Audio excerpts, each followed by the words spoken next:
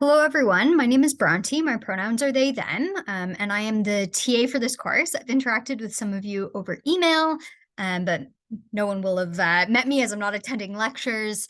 So I wanted to say hi, first of all, and mention that I'm always available over email. So if after watching this video about thesis statements, you have any questions, please reach out to me, or if you're having any other questions about the course or your assignments, I am always available over email.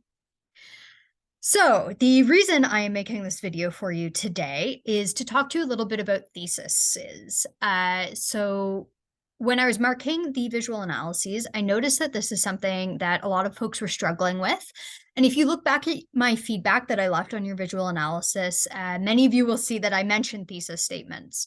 So I want to talk to the class about how to make a strong thesis statement, how to think through a thesis statement and what it does in your essay, especially as we head towards your research paper, which is due a little bit further on in the course. So I'm just going to jump right in. Hopefully we can get through this decently quickly. I want to start with really obvious question. What is a thesis statement? The simplest answer is that it is the last or second to last sentence in your introduction paragraph. So I personally like it as the last sentence in your introduction. You'll see slightly different writing advice about this, but I find that having it as the last sentence of your introduction really sets you up from a strong place to move on to the rest of your essay. And also, it's really easy for the reader to find if they know it's going to be that last sentence of your introduction paragraph. Thinking a little bit deeper than that, your thesis is the point you are arguing in your paper. It is not just a statement of fact. There will be many facts throughout your paper, but this is more so an argument. This is when we ask you to be analytical and not just descriptive. It falls into this category of having a strong thesis statement. And I know that that can be really challenging to get towards that idea of what does analytical versus descriptive mean, and we'll talk about that in a little bit. The thesis is your central theme for your essay. All of your points should relate back to it. Everything should connect to your thesis. So sometimes we have a tendency to, when we're writing, get interested in something else, or you may have found something really fascinating when you're researching and want to talk about it, but it doesn't always connect to your thesis. So remember that the thesis is the central theme of your essay and everything should connect back to it. It's also a way of making your topic more manageable. So writing a paper about modernist painting, that is way too big of a topic. We couldn't conceivably cover that subject fully in a whole book, let alone the size of essay that we're talking about in this class. So the thesis statement helps you think about, okay, what do I need to focus on? What am I trying to say? And finally, it is not a value judgment. So what do I mean by that? We're not trying to argue that something is beautiful or a masterpiece or important. Those can be really subjective things. Someone might look at the same work and find it not beautiful, or someone might say that's not an important work. Either way, it's not something that you can prove in an academic sense. So while you might personally feel that is beautiful or a masterpiece or very important, that's not what your thesis statement should be. Your thesis should really be pointing towards your research and to the work itself rather than those subjective qualities that you have in response to it.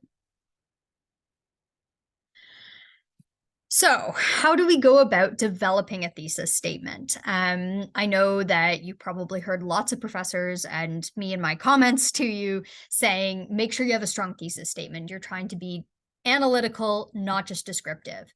So my suggestion on how we think about that is that your thesis statement should always answer a so what question. This will help you move beyond statements of fact or just describing what's happening in the work and move towards that analytical, argumentative stance. So you can start with a statement of fact and then use so what to help develop a thesis statement. We're not expecting you to look at a work and have a thesis statement just like that. Thesis statements are something that you develop as you either research the piece, as will be happening while you work on your research papers, or in the case of a visual analysis, it's something that you develop after really spending a lot of time looking at the piece, and thinking about what you think that core message is. So don't expect your thesis to come out perfect the first time, and really thinking about those so what questions as a way of moving towards a strong thesis. So I've got some examples here. We'll start with one that's not art related, rather is about everyday life, and we can think about how something is a statement of fact versus an argument. So we might start with the sentence, Bronte drinks a lot of coffee every morning. This is true. I do drink a lot of coffee every morning. During the semester, you'll find me wandering around campus, sometimes double fisting my coffee mugs. But just because it's true doesn't mean we're making an argument. You could walk up to someone and say, Bronte drinks a lot of coffee every morning, and they'd go, so what?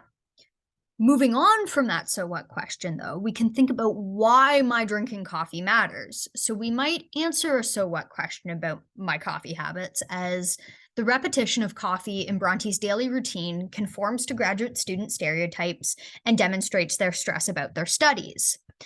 So you can see that we've added a lot more information and we've started to think critically about my coffee consumption. We're moving more towards this being meaningful in some way. So the first sentence is correct, but it doesn't make an argument. But the second sentence is helping a reader understand the topics you might touch on in your paper. You're pointing to the fact that me drinking coffee every morning indicate something about my life and what I do and all of those other sorts of things. We can apply the same process to art. So this is a painting that I think we've probably covered in class. If not, it's in the readings. So this is The Apparition by Gustave Moreau. It was made between 1874 and 1876. And again, personally, I find this to be a very beautiful work, but that's not what I want to talk about in my essay. So I might start with the statement, the apparition is full of ornate details with a negative space around the floating head. So this is true. When we look at the work, we see all kinds of details on the women's jewelry, on the background. You can even see kind of the implication of all of that detail further back into the background. And then obviously we do have this much more empty space around the floating head. But this is just a descriptive of what's happening in the piece. And it doesn't really give a reader of an essay any idea what I'm going to talk about throughout the paper or why it matters.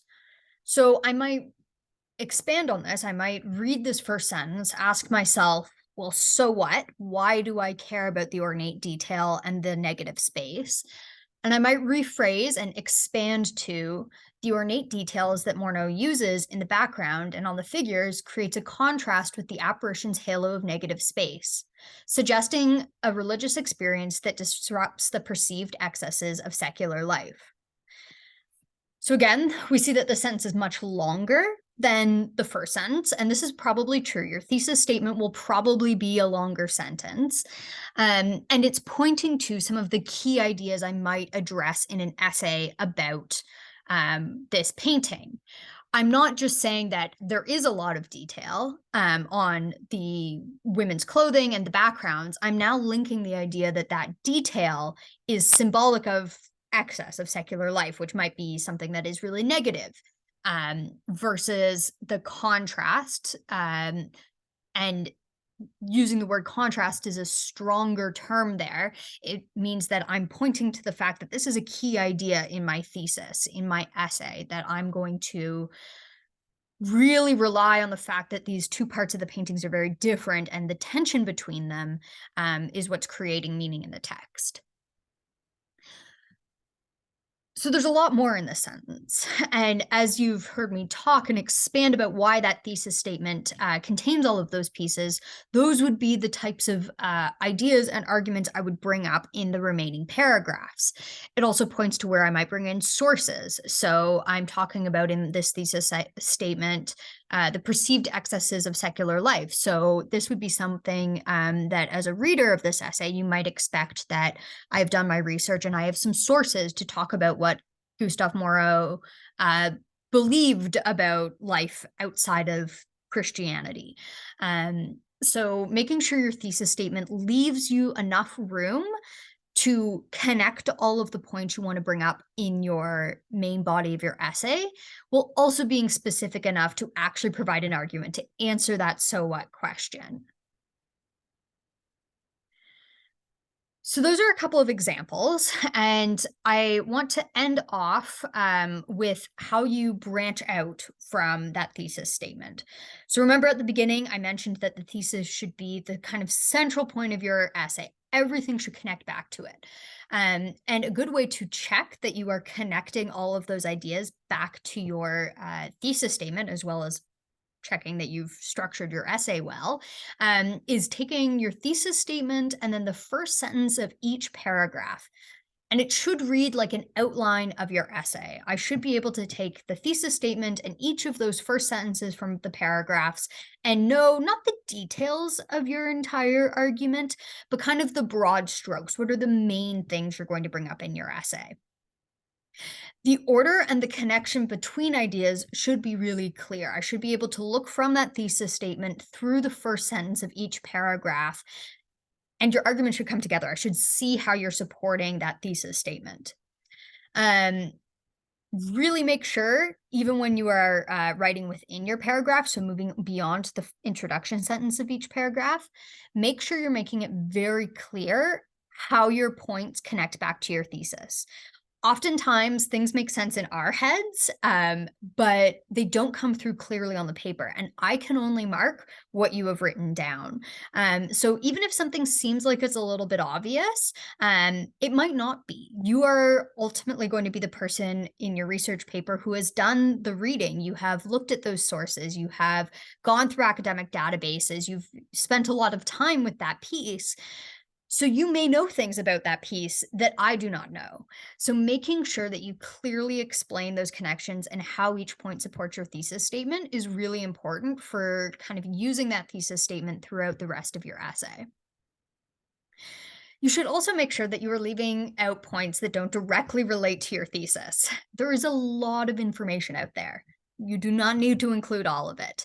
And in fact, sometimes going off on these tangents and including those fun little factoids that you may find while researching can really bring down your paper because they don't clearly support your thesis. And for a reader, or for someone like me who's marking, we're just sitting there being like, okay, where's this going? What's the point?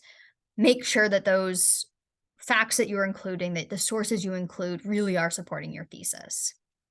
And finally, make sure you restate your thesis in your conclusion paragraph, but do not introduce new ideas. All of the new ideas for your paper should be in the body paragraphs. The conclusion is not a place for new things. You may point towards something you might want to think about in the future. So if we think back to my argument about the apparition, there are things that at the end of my paper I might want to discuss further. I might say, what would this painting look like if it was painted by someone of a different culture? And that I might argue that that's something I want to research into the future. But I'm not going to make that argument in the conclusion paragraph. So your conclusion paragraph isn't a place for newness. It's summing up everything that you have already said, and maybe pointing to research you might want to do in the future, but that's not a necessary component. So how can you put these ideas into practice? Obviously, this is a short little video. I've gone through a couple of examples and really rambled at you quite a bit. But here are some concrete suggestions that I think might be useful for you. First thing, find an essay writing buddy. This is an in-person class. Talk to your neighbor, the people sitting around you, and set up a time to meet and talk a little bit about your essays. You can ask each other that so what question, because remember, again, things might make sense in your head, but having someone else hear the statement you're starting with and go, well, so what, will help you make sure your ideas are clear, not just to yourself, but to other people. Because ultimately, you are writing this essay for me to read and mark. The second thing is something to do while you're in the process of writing. I suggest underlining or bolding your thesis statement while you are writing. It makes it really obvious to you as you get further down in your paper. You've been stuck in staring at the same piece of text for a couple of hours. Being able to look up at the top of your page and see that underlined or bolded statement will help you make sure you're staying on track. And you can also feel free to leave it underlined or bolded when you hand your paper in. As you go further on in university, that's probably not best practice, but I'm always fine to see that included in essays. And then after you have a first draft, I suggest you do that exercise of looking at the outline of your paper.